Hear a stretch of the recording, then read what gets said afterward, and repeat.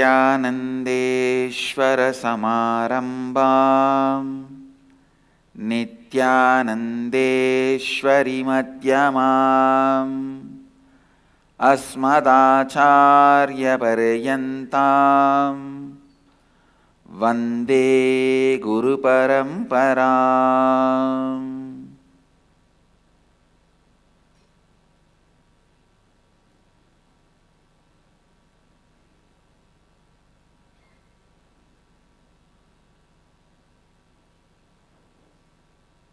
I welcome all the devotees, disciples, Samajis, Satsangis, Sri Mahants, Mahants, Tanedars, Kotaris, visitors, viewers, sitting with us all over the world through Nityananda TV, Sadhana TV, two-way video conferencing, having Nayana Diksha, all over the world. Cities sitting with us in two-way video conferencing, enriching temple Biddi, Colombo, Sri Lanka, Nityananda Nagaram, Hyderabad, New York, Varanasi, Calgary, Amarnath, Warrington, UK, Ohio, Prayag, Vancouver, BC, Ma Shivananda, Warrington, UK, Calgary, Amarnath, Oman, Sivagangai, London, Kashi, Guadalupe, Rameshwaram, Hong Kong, Sirgari, Port Washington, New York, Kuala Lumpur, Parani, San Jose, Madurai, Bangalore North, Houston, Kalahasti, Los Angeles, Arunachalam, Singapore, Singapuram, Hyderabad, Guptakashi, Toronto, Tirukkayilayam, Seattle, Chidambaram, Scottsdale, Arizona, Melbourne, Tiruvaru, Los Angeles, Hollywood, St. Louis, Tirumala, and more cities are joining. I welcome every one of you with my love and blessings. Today, the second day of the Nityananda Brahmotsava, Nityanandeshwara and Nityanandeshwari and Nityananda, all the three are gracing on Sarvalankara, Alankara of Arunajaleshwara.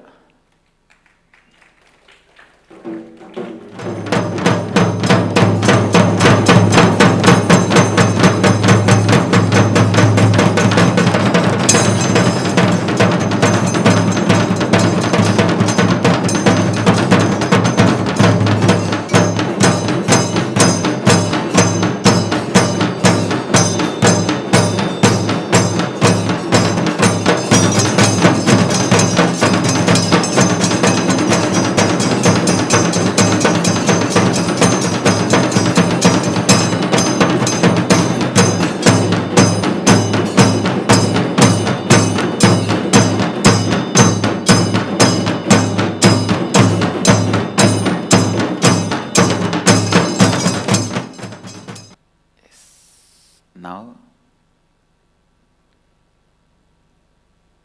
today we have Arudra Brahmotsavam. There is also actually a Brahmotsavam in Chidambaram. We are not celebrating it for 10 days, so we call it as just Nataraja Abhishekam. Today we have the sacred bath and the puja for Nataraja in Nityanandeshwara temple, and of course in Seattle, Chidambaram also we will be performing Abhishekam and Puja.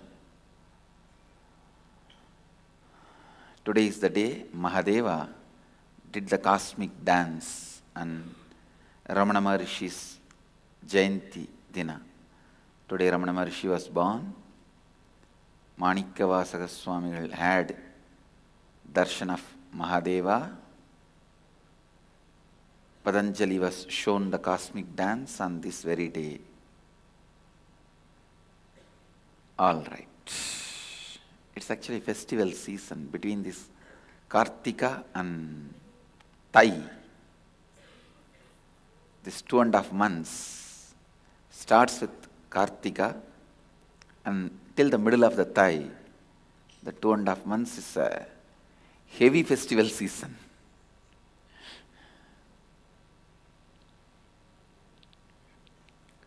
Let's enter into Upanishads. Upanishads. Actually, just every day when I come and sit here and utter that word, Upanishads, the way the truths are overflowing, verbalization becomes a big job. Finding ideas is not at all a big job. Verbalizing them has become a big job. There are tons of books.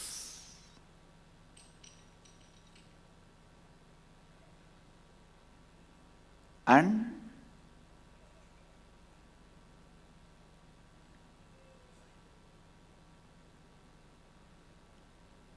tons of authors. But this book, Upanishads,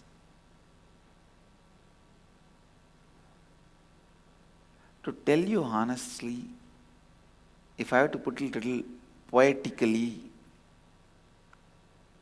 the words feel shy to introduce Upanishads. Words feel shy to introduce Upanishads.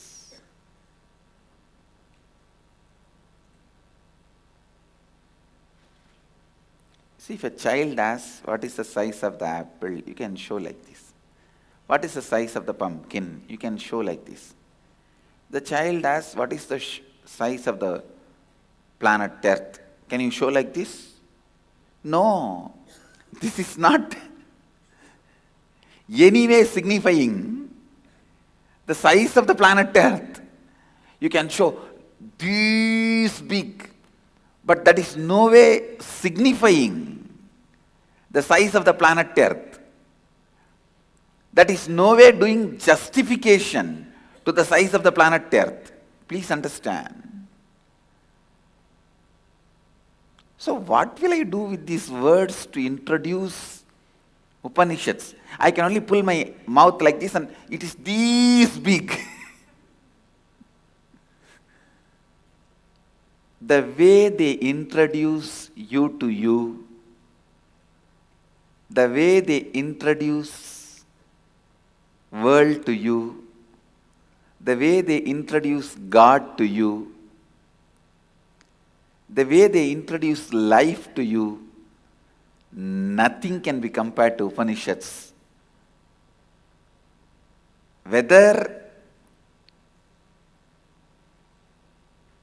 the purity of the substance they are delivering or the poetic way they are expressing or the very sound in which they have nicely embedded the vibrations of Kundalini awakening. Upanishads not only have a linguistic and poetic importance, meaning they have even phonetic importance. Even phonetically, they are important. Actually, by the religious historians classifying Upanishads under Hinduism, they brought a great respect to Hinduism. And of course, Hindus are the inheritors. It is our inheritance, no doubt. But we need to live it and share it with the world. It does not belong just to us. Please understand. We might have been inheritors, but it doesn't just belong to us. It belongs to the whole universe. Actually, I am feeling so much to start talking on the verses, on the Upanishads. And I feel I have not done justice to introducing. I have not set the context.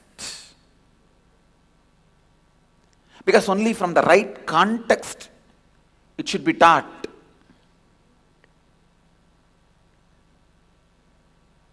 I have not set the context.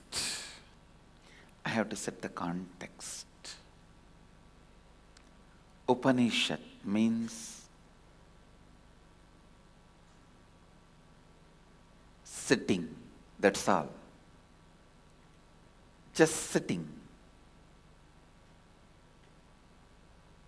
We can give the meaning sitting at the feet of the master or sitting with the divine. But the word Upanishad means sitting, that's all. When you sit, when you sit, I don't say your body sits.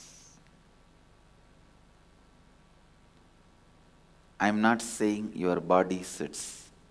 When you sit, truth is revealed. Upanishads. See, when the rishis sat within them in samadhi, their whole being started vibrating, reverberating with the sacred truth. The whole being started vibrating and reverberating with the sacred truths.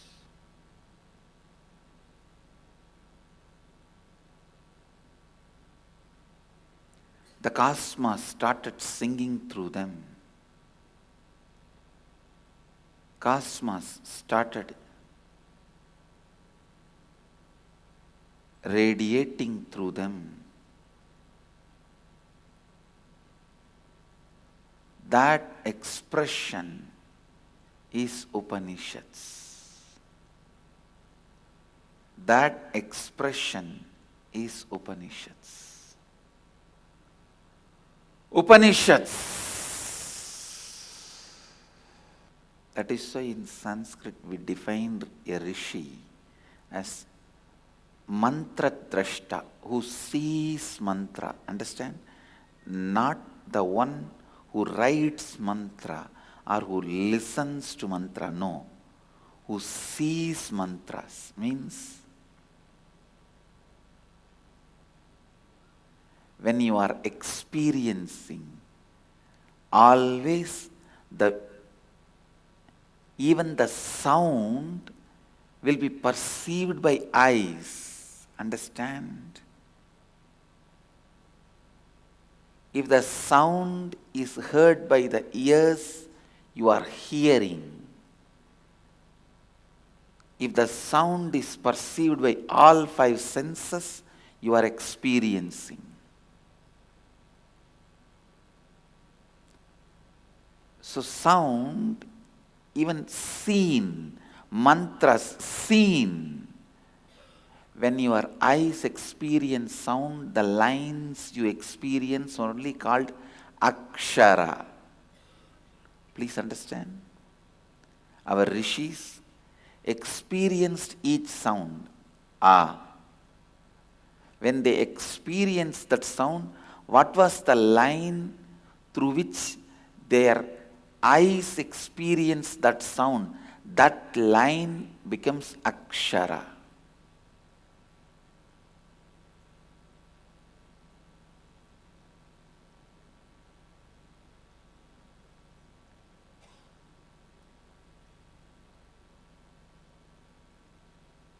They were so highly evolved,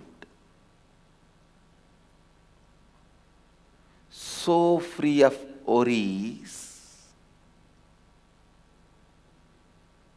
All their survival needs are fulfilled,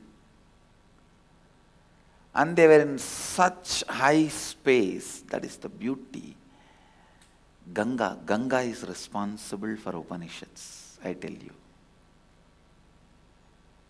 The way she made that Ganges valley rich, all the basic needs she provided. She supplied everything. Unfortunately, there was no war, no need for them to fight or defend. All the natural energies were supporting. All the needs are fulfilled and no need to fight for survival. That ambience, that space created such an amazing possibility. Such an amazing possibility. Such an amazing possibility. That's the right word I'll use. Such an amazing possibility.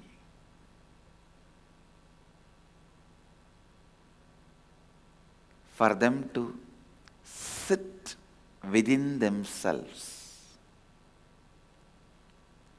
with the cosmos, with the universe, with the nature. The existence has started singing about itself through them.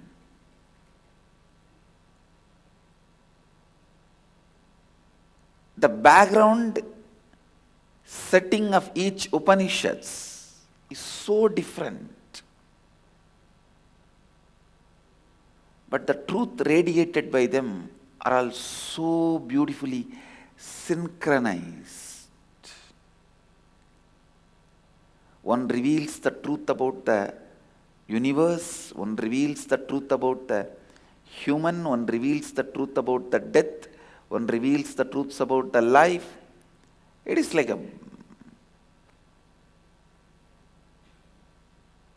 all your questions are blasted. And you are there in the cognition of the cosmos. And the whole cosmos is there in your cognition. Cosmic cognition. When the cosmos is in your cognition, you are in the cosmos cognition. And cosmos is in your cognition, you are in the cognition of the cosmos. The cosmic cognition. To put a human being into cosmic cognition, whatever understanding is required, everything is beautifully presented and repeated. Understand? Presented and repeated. And all the possible doubts which can arise is answered.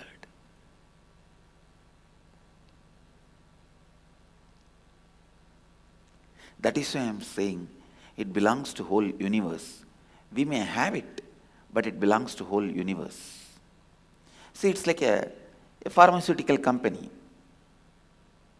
It has a formula for a cancer drug to cure the cancer. That company may own it, but the drug itself, the cancer drug itself, belongs to whole world. Whoever has cancer should be provided with the drug. Same way, we may own the Upanishads. We might have inherited it, but it belongs to whole world. Whoever is suffering with the delusion, Maya, illusion, should be given these Upanishads. We should share with them.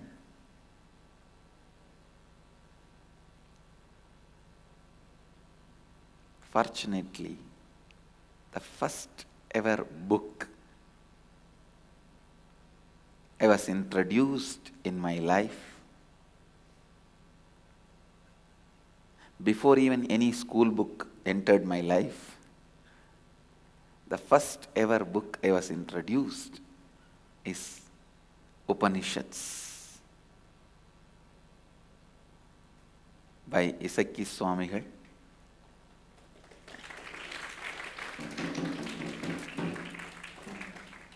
And still we have that copy with us. We have that book.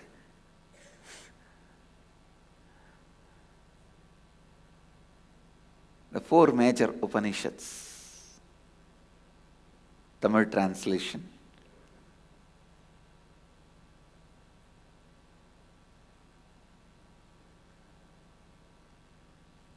At that time I can't read. He will read and give explanation. Kuppamma will ask questions and he will give answers. Actually, only through that book I even learnt alphabets.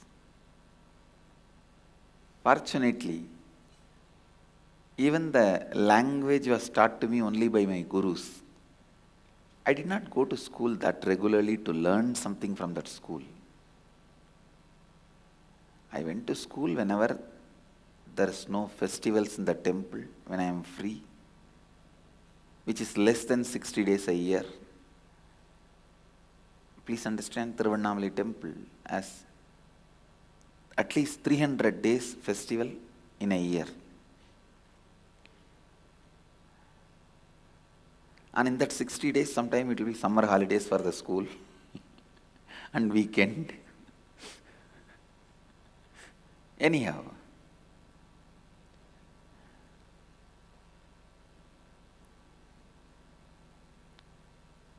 because I learnt the language to study these Upanishads, that book has become so part of me. It's actually a Tamil translation and commentary. I can literally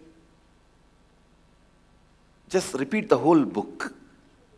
I can just literally repeat the whole book. Sometimes Kuppammal will read the book and Isaki Swamigal will explain. She will ask some real serious questions and Isaki Swamigal will answer. I will not ask anything, I will not talk anything, I will never ask any question. I will just sit and listen.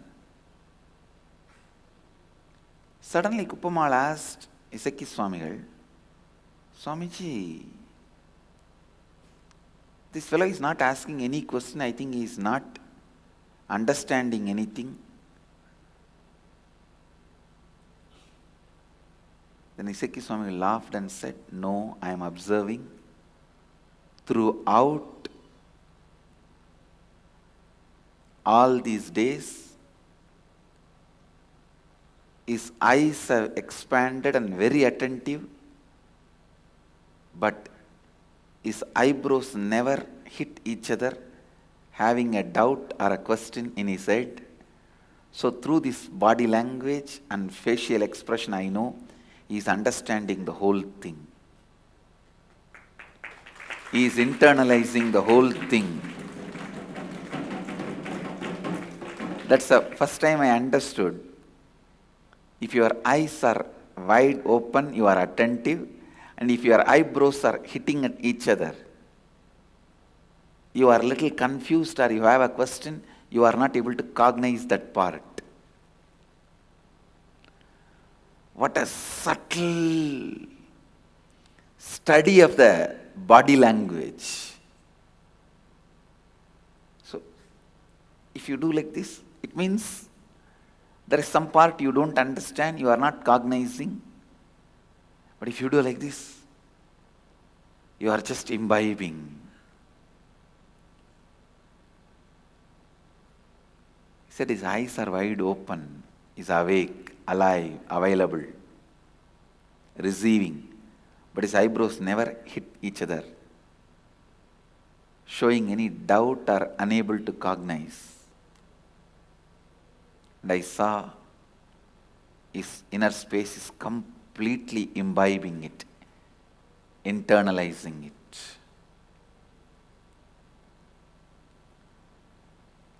I bow down to my gurus, Guru and Paramaguru,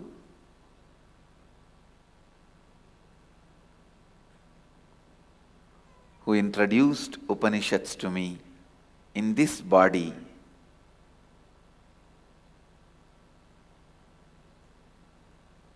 Offer my gratitude to them before entering into the Upanishads. Please understand, I may be a born enlightened being or I may be an incarnation, whatever. But in this body, these great masters have introduced Upanishads to me. So I bow down to both of them with my gratitude. Guru and Paramaguru, with their blessings and with Mahadeva's grace, invoking the presence of all the rishis, I am bringing these great Upanishads to all of you. Every sound, every letter, every word, every line of these Upanishads is vibrant with the powerful, a powerful cognition, powerful cognition. A powerful cognition actually still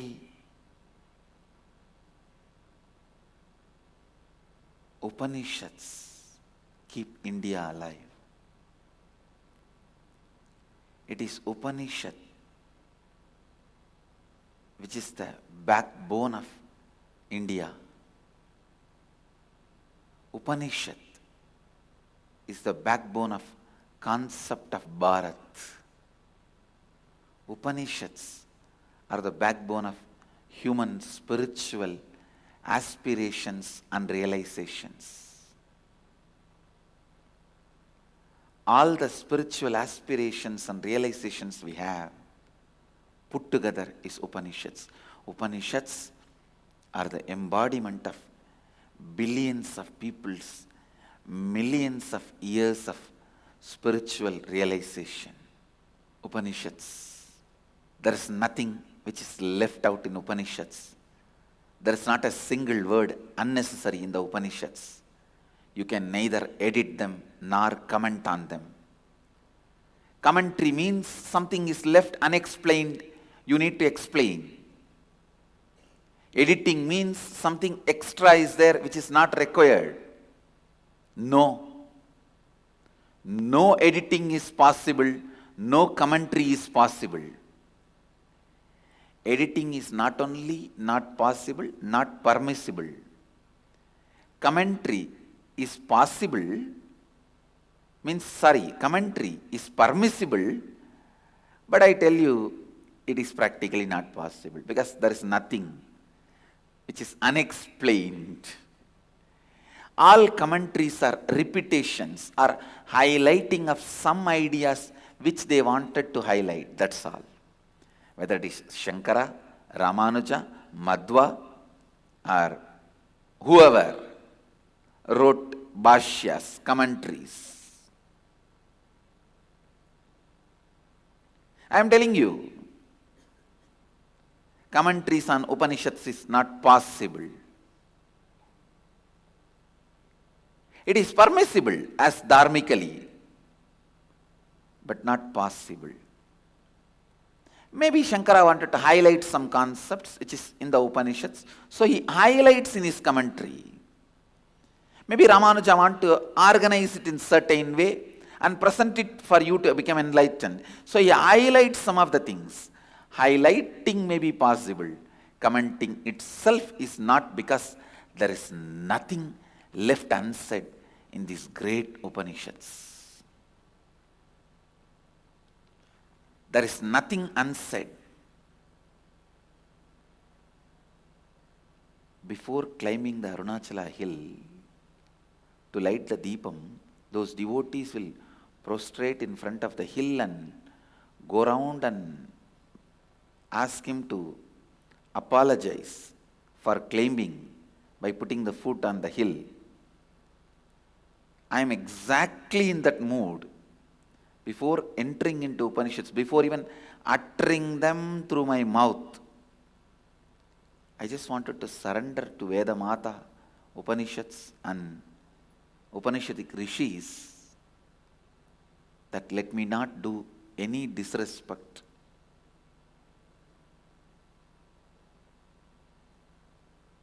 to the Satyas, Tattvas, words, sounds, the whole Upanishad.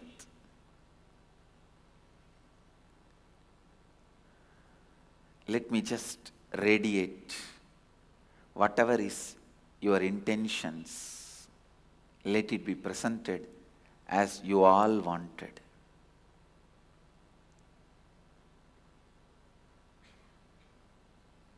Because you can't comment on it. See, if there is something is left unsaid, you can comment on it. See, editing is neither possible nor permissible. That's one a great thing. All acharyas, even the people who don't accept Hinduism, had the basic ethics of no editing. We may accept or not accept. See, for example, there are some paragraphs in the Upanishads Ramanuja may not accept, but no editing. He never did it. And same way, Charvakas, materialistics, they may not accept some of the verses, but no editing. Even Buddhists who don't accept Vedas, they may not accept some of the Upanishads, but no editing.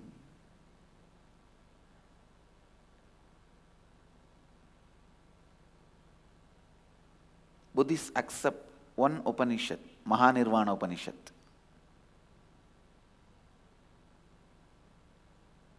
They don't accept other Upanishads, but no editing. Even the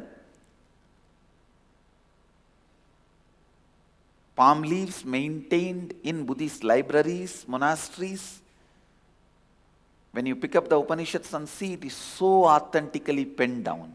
No editing, no manipulation, no distortion.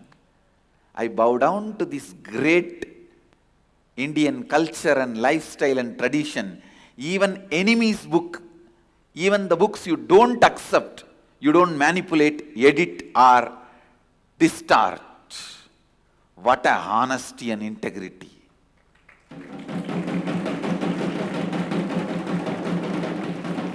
What an integrity.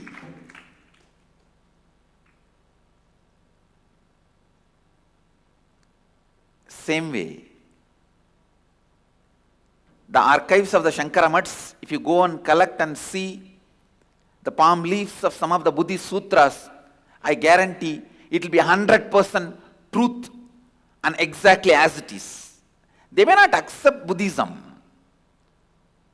but never ever anyone will dare to interpolate, manipulate or add, delete words. This is the original Buddhist Prajnaparamita Sutra.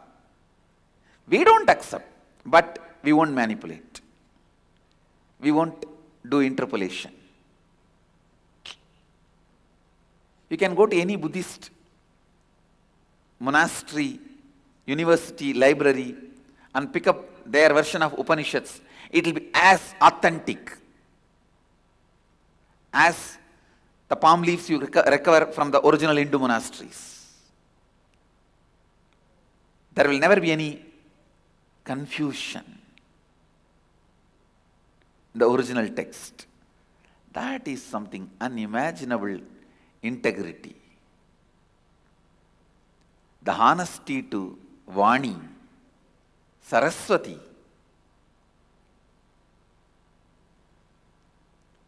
Respect to Vani, Saraswati. These Upanishads,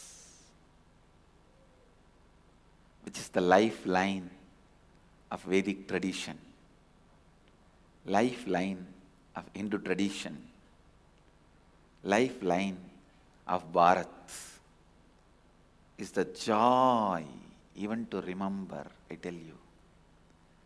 It's a joy to remember Upanishads. I'll continue to expand on Upanishads. With this, I bless you all. Let you all radiate with integrity, authenticity, responsibility, enriching and causing living Advaita, eternal bliss, Nityananda. Thank you. Be blissful.